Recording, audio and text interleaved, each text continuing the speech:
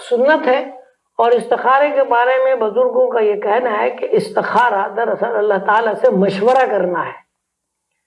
تو آپ ایسا کریں کہ رات کو سونے سے پہلے قلم اور کاغذ لے لیں، میں لکھوا رہا ہوں۔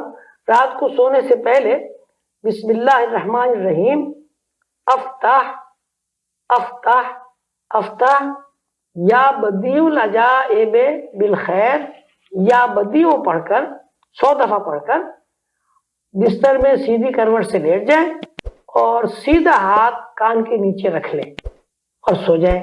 تو انشاءاللہ 3 دن میں یا زیادہ سے زیادہ 7 دن میں آپ کو آپ کے مسئلے کا حل مل جائے گا۔ اس کی 2 صورتیں ہوں گی، یا تو آپ کو خواب نظر آئے گا، یا آپ جب بیٹھے ہوئے ہوں گے یا چلتے پھرتے ہوں گے آپ کے کان میں آواز آ جائے گی کہ یہ کام کرنا مناسب ہے یا یہ کام کرنا مناسب نہیں ہے۔